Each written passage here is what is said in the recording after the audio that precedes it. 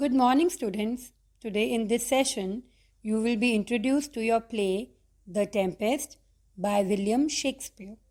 Before starting the play, let me remind you that you have to revise your text so that you can quote important lines in your paper. Before starting with The Tempest, let us see the objectives of this session. By the end of this session, you will be able to understand the summary of the complete play, identify various characters and their role in the play, understand the summary of Act 1, Scene 1 of the play. Now children, let us discuss about William Shakespeare. He is one of the greatest dramatists of the world. He had a marvelously imaginative and creative mind.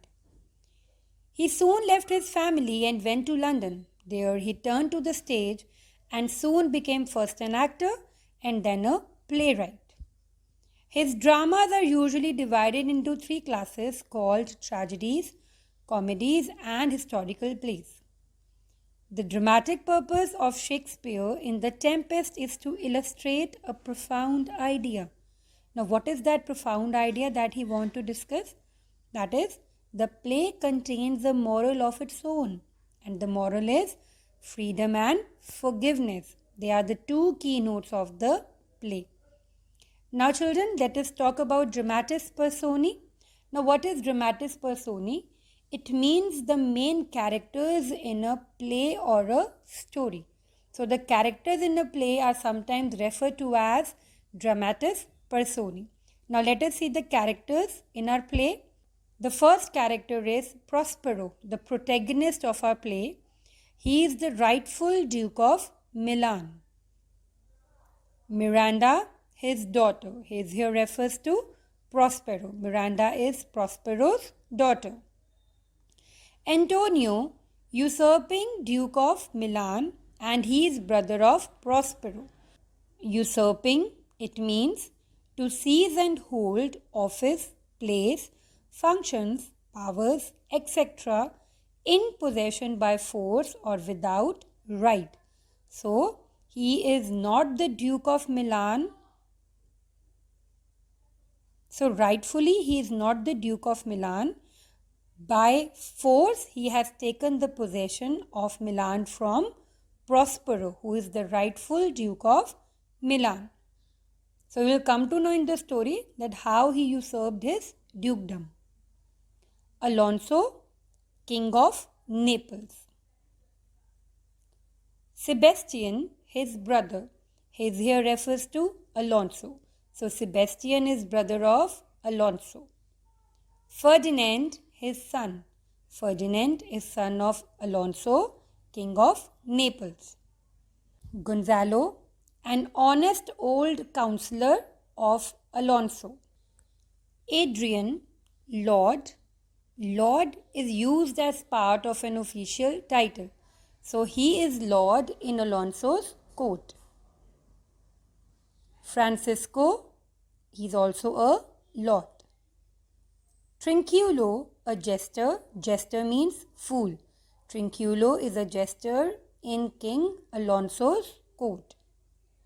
Stefano, a drunken butler. So children, word butler means the chief male servant of a household who has charge of other employees. Master of the king's ship. So king here refers to King Alonso, that is King of Naples. Boatswain, a petty officer on a merchant ship. Mariners, who navigates a ship. So the master, boatswain and mariners, they all work for Alonso, King of Naples. Ariel, an airy spirit. This character we will meet on an uninhabited island when Prospero will go to that island. Caliban, a savage, wild and deformed slave. Savage means wild, deformed means unshapely in form. This character we will also meet on uninhabited island where Prospero will go when his brother will usurp his dukedom. So we'll come to know how he went from Milan to that uninhabited island where he will be meeting Ariel and Caliban. So children, now let us understand the summary of the play through these images. The Tempest is a play written by William Shakespeare. The first scene of the play takes place on a ship at sea during a tempest. So children, the word tempest means a windy storm. The rest of the story is set on a remote island where Prospero lives with his daughter Miranda and his two servants Caliban, a monster, and Ariel, an airy spirit. Now let us start the summary. The play opens with a shipwreck when Alonso, king of Naples, was returning from the wedding of his daughter to a prince abroad. His ship was caught in a terrible storm. In his company were Duke Antonio of Milan and other gentlemen of the court. This tempest was raised by Prospero, a learned magician who lived on an isolated, enchanted island on which he and his young daughter Miranda were the only human beings. Theirs had been a sad story. Prospero was the Duke of Milan, who was devoted more to the study of magic than to his dukedom. Antonio, his brother, seized the dukedom with the help of the king of Naples. Antonio set Prospero and his daughter adrift in a boat. Gonzalo, a noble of Naples, took pity on them and stocked their boat with basic necessities, including books of magic and philosophy from Prospero's library. They drifted to an island which had been refuge of Sycorax, an evil sorceress. It means magician.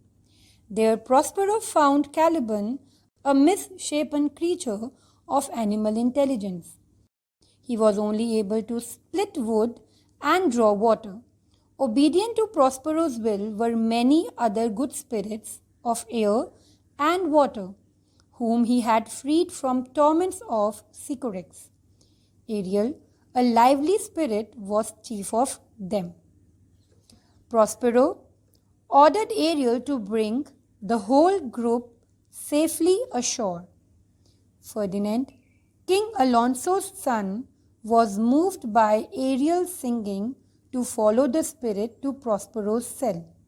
Miranda, who remembered seeing no human being but her father, at first sight fell in love with the young prince and he with her. Prospero was pleased to see the young couple so attracted to each other. But he withheld his pleasure, spoke harshly to them, and to test Ferdinand, ordered him to carry and pile logs of wood, which was indeed quite a menial task for a prince. Meanwhile, Alonso, Sebastian, Antonio, and Gonzalo wandered sadly along the beach. Alonso was in despair because he believed his son was drowned. Ariel, invisible in air, played music, putting to sleep all except Sebastian and Antonio. Drawing apart, they planned to kill Alonso and his counselors and make Sebastian the king of Naples. In the nick of time, Ariel awakened those who were asleep before the plotters could carry out their plans. On another part of the island, Caliban, carrying a log of wood, met Trinculo and Stefano, both drunk. They offered a drink to Caliban. The drunk monster declared he would be their slave forever. Just as Sebastian and Antonio had plotted to murder Alonso, so Caliban, Trinculo, and Stefano schemed to kill Prospero and become rulers of the island. Stefano was to be the king, Miranda his consort, Trinculo and Caliban would be viceroys. Unseen, Ariel overheard their evil designs and reported the plan to Prospero. Meanwhile, Miranda had disobeyed her father by interrupting Ferdinand's task of piling logs. The hidden magician's commands were forgotten. The two exchanged lover vows. Satisfied by the prince's declaration of devotion, Prospero left them. Prospero went with Ariel to mock Alonso and his followers by showing them a banquet, which vanished before the hungry could taste the rich dishes. Then Ariel, disguised as a harpy, reproached them for their conspiracy against Prospero. Alonso thought that Ferdinand has perished in the storm. Convinced that Ferdinand's death was a punishment for his own crime, Alonso was moved to repentance for his wicked deed. Then Prospero released Ferdinand from his hard work, while spirits dressed as Ceres, Eris, Juno, nymphs, and reapers entertained Miranda and the prince with a mask. Prospero suddenly remembered the scheme which had been devised by Caliban. Told to punish the plotters, Ariel, first tempted with a display of kingly garments, then urging on his fellow spirits in the shape of fierce dogs, he drove them howling with pain. Prospero was convinced that the king of Naples and his own brother Antonio had repented the evil deed they had done to him some years ago. Prospero commanded Ariel to bring them into his cell. Ariel soon returned bringing Alonso, Antonio, Sebastian and Gonzalo. At first they were astonished to see Prospero in the attire of the wronged Duke of Milan. Prospero confirmed his identity, ordered Antonio to restore his dukedom, and warned Sebastian not to plot further against the king. Finally, Prospero took the repentant Alonso into the cell where Ferdinand and Miranda were playing chess. There was a joyful reunion between father and son at the unexpected meeting. During this scene of reconciliation and rejoicing, Ariel appeared with the master and boatswain of the wrecked ship. He said that the ship was safe and they could continue the voyage. Caliban was ordered to prepare food and set it before the guests. Prospero invited his brother and the king of Naples to spend the night in the cell. Before he left the island, Prospero freed Ariel and Caliban from his service, leaving them to wander as they wished. Ariel promised calm seas and auspicious winds for the voyage back to Naples and Milan, where Prospero would journey to take possession of his lost dukedom and to witness the marriage of his daughter and Prince Ferdinand. I hope that you have understood the summary. Now let us talk about the characters in the play. Prospero, he is the protagonist of the play. He is the Duke of Milan. He is the one who dominates the play from the beginning to the end. It is he who brings about a happy ending to the play. Prospero has a brother named Antonio. Antonio is Prospero's brother who seized his dukedom. He is an arrogant person. He is the real villain in the play. He is ambitious and hatches cruel conspiracy against his brother Prospero, the Duke of Milan. In order to usurp his dukedom, he joined hand with Alonso, the king of Naples, and expels Prospero from his dukedom and cast him adrift with his 3-year-old daughter Miranda. So he has a feeling of hatred and envy for his brother Prospero. So another character we have talked about is Alonso. Alonso is king of Naples who profited from the seizure of Prospero's dukedom. Alonso is the king of Naples. He was the sworn enemy of Prospero. In return for his support to Antonio, he got an annual tribute of money from Antonio. This reflects his greedy nature. Whose greedy nature, children? Alonso's greedy nature. As the time passes, when Alonso's ship got wrecked, at that time, Prospero reflects his crime at the supernatural banquet. He is filled with remorse and repentance. He is the only one of Prospero's enemies who is genuinely repentant of his crime committed in the past. He has respect for Prospero now. Earlier, he was enemy of Prospero. Now he has respect for Prospero. The another character in the play is Miranda. Now, who is Miranda, children? Miranda is Prospero's daughter who was exiled with him. Miranda grows into simple and innocent maiden. She has feeling of love for her father. Miranda fell in love with Ferdinand. Now, who is Ferdinand, children? Ferdinand is Alonso's son, who falls in love with Miranda at first sight. So, love grows between Miranda and Ferdinand. Ferdinand has respect and love for his father. And who is his father? Alonso, King of Naples. Another character that we have read is Ariel and Caliban. Ariel, let us talk about it first. Ariel helps Prospero. Now, who is Ariel? Ariel is a spirit of the air who helps Prospero in exchange for the promise of freedom. So, the role of Ariel is very significant in the action of the play.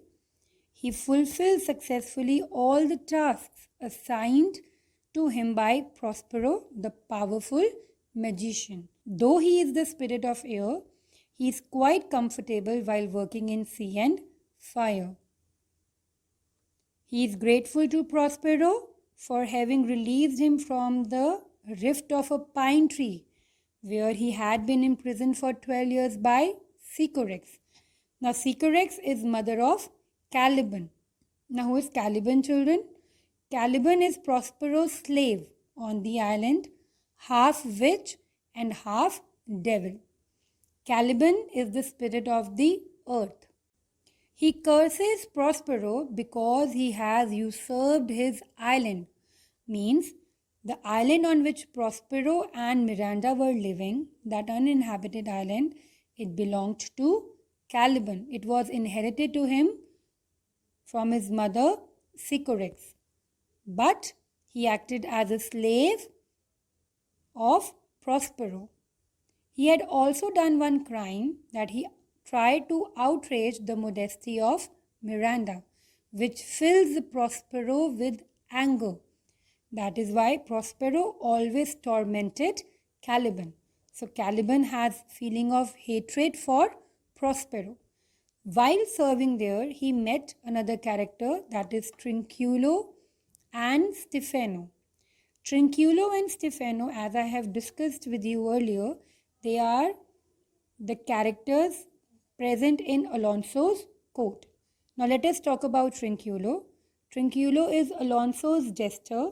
Jester means a fool who plots with Caliban to murder Prospero. Stefano is Alonso's butler who plots with Caliban to murder Prospero. So they both try to harm Prospero by joining hands with Caliban. The another very important character of the play is Sebastian. Now, who is Sebastian, children? Sebastian is Alonso's brother who plots to murder the king. Who is the king here? King of Naples, that is Alonso. Means he plots to murder his own brother and seize his throne. And with whom had he made a plan? He made a plan with Antonio. Antonio and Sebastian, they both planned to murder Alonso. Another character which is not mentioned here is Gonzalo. Gonzalo is Alonso's old courtier and he has a feeling of sympathy for his king. I hope that you have understood the characters. Now let us start with summary of Act 1, Scene 1. The play opens on board a ship at sea in the midst of a fierce storm. It is a noisy scene. Fierce means violent. So the play opens when the characters are on ship and they are facing a violent storm. The storm is driving the ship ashore. Ashore means on or to the shore. The captain of the ship tells the boatswain to inspire the crew of the ship to be alert and to fight the storm. The boatswain is going to give his orders. When Alonso, Sebastian, Antonio, Ferdinand, Gonzalo, and other royal passengers of the ship appear on the deck. So, who is boatswain, children? He is a petty officer on the ship. So, here we are introduced with the captain of the ship, boatswain, and the royal passengers on the ship. And what are they facing? They are facing a violent storm named Tempest. Now let us see the next slide. Alonso, the king of Naples, speaks to the boatswain. He wants to know the whereabouts of the captain of the ship. Whereabouts, the place where someone is.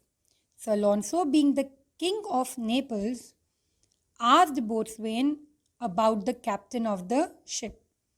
The boatswain does not have the time to respect royalty when the ship is in the midst of such a terrible storm.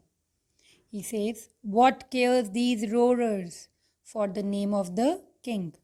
Roarers here refers to wind and thunder. Royalty means people of royal blood or status. So when Alonso asked boatswain about the captain of the ship, at that time, boatswain did not show any interest because he was dealing with a terrible storm named the Tempest.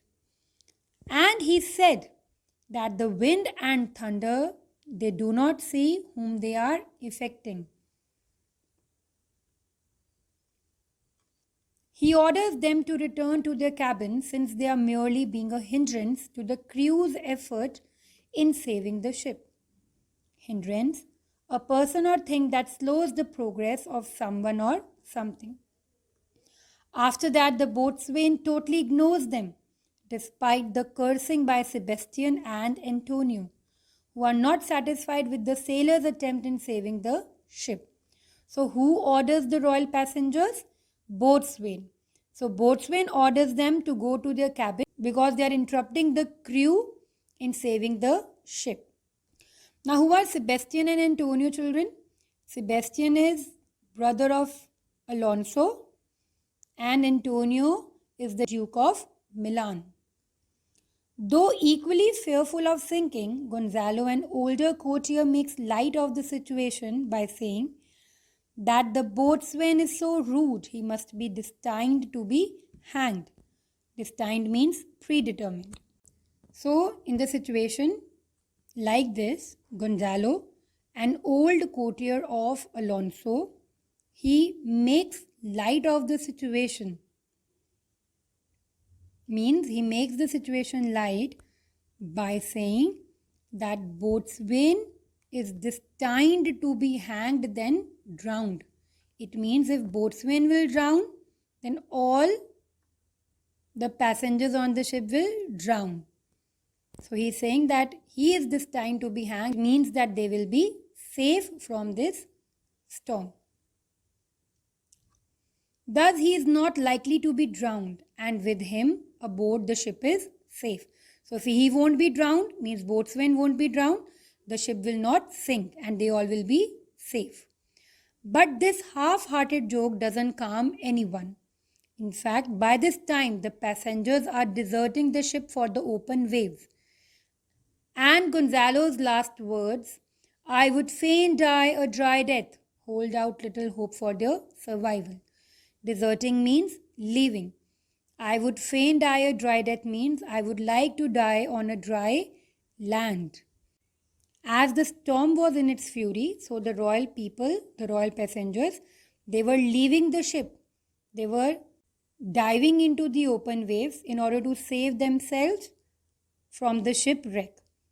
And the scene ends with Gonzalo's last word that he wanted to die on a dry land. This reflected little hope for their survival.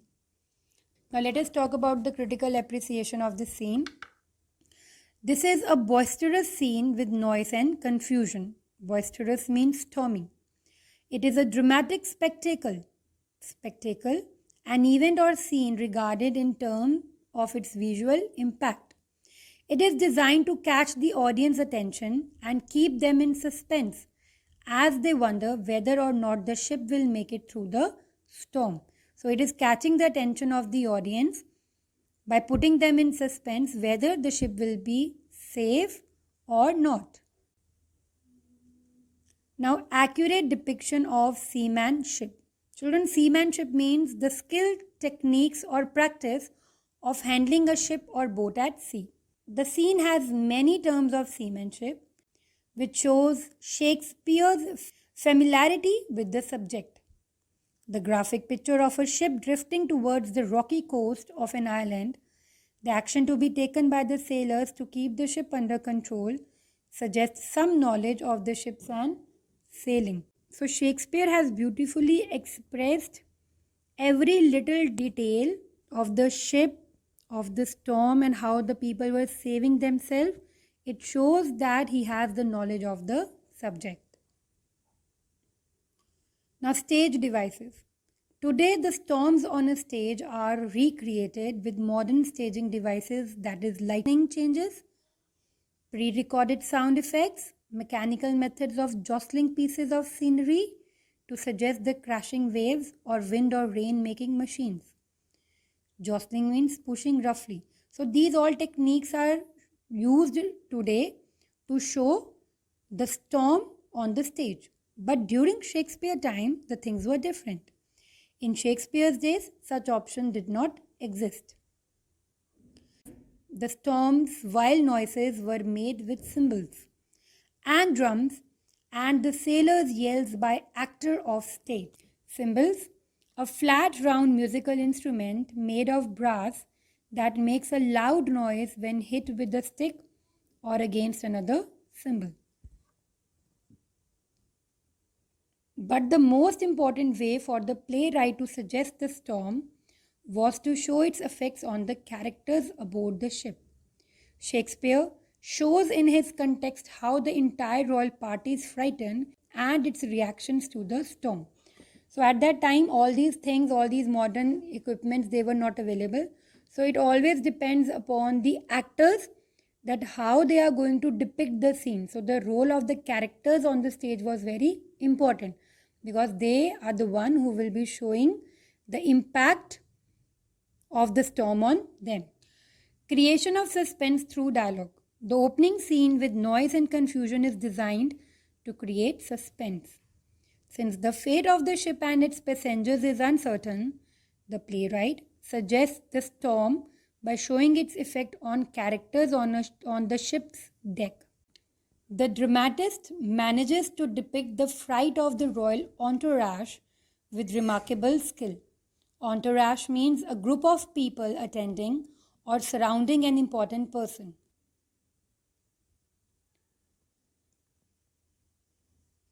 The feeble attempt of King Alonso to command the attention of the boatswain is a foreshadow of his lack of control over the events that are about to unfold.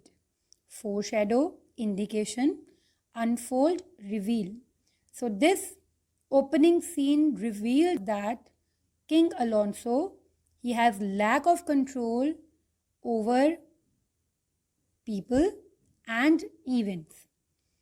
Sebastian's and Antonio's cursing of the sailors reveals their cynical humor and complete disbelief in any supernatural power. Cynical, believing that people are motivated purely by self-interest. So their remark shows about the character of Sebastian and Antonio, that they think about their own interest. It also portrays them as self-seeking men who would even betray their king in moments of crisis. Self-seeking, concern for oneself before others. We'll come to know that how selfish Sebastian and Antonio are. Only Gonzalo, the older courtier, emerges as the one trying to cling to his sense of humor with the attempted joke about the boatswain. Cling, hold on tightly. One of his last statements, "This will's above be done," shows that he, unlike the other two, has some faith in an ultimate authority that is controlling the events. The scene ends on a hopeless note, leaving the audience in suspense about the fate of the ship and its passenger. So nothing is being clearly told in the end of this scene. The sense of light-heartedness. The scene is not very tragic, despite the terrible storm and the fact that so many lives are at stake. Shakespeare let us know that he does not want us to be too serious because he makes use of subtle dramatic device like the boatswain ignoring royal presence amidst the storm and the devastating wit of Gonzalo. Subtle, achieved in a quiet way that does not attract attention to itself. So, though there is a storm in the beginning, but there is no death. So, here in the scene, we will be studying that how Boatswain ignored the royal presence and the devastating wit, the humor created by Gonzalo. There is suspense and danger presented by the storm, but Gonzalo's satire relieves it to a great extent. Satire, a way of criticizing people or idea in a humorous way. So the scene creates an atmosphere of danger, distress, and tension, but the light-hearted remark by Gonzalo, the old courtier, somewhat relieves the tension. Now let us talk about the title of the play. The storm gives the play its title. Now, what is the name of this storm, children? The Tempest. It is a very short scene consisting of about 65 lines, but the scene is of vital importance, since every subsequent event of the play flows from the tempest and the consequent shipwreck. Shipwreck, the destruction of a ship at sea by sinking or breaking up, for example in a storm or after striking a rock. So this tempest is the foundation of the other events in the play. So this is a very important scene. So children, I hope that you are clear with the critical appreciation of Act 1, Scene 1. Your homework is to revise summary from the textbook and to plan Act 1, Scene 1, page number 34, 36 and 38 of the textbook. Children, I would like to mention that you have to revise your text thoroughly so that you can code the lines and keywords in your paper. Thank you so much.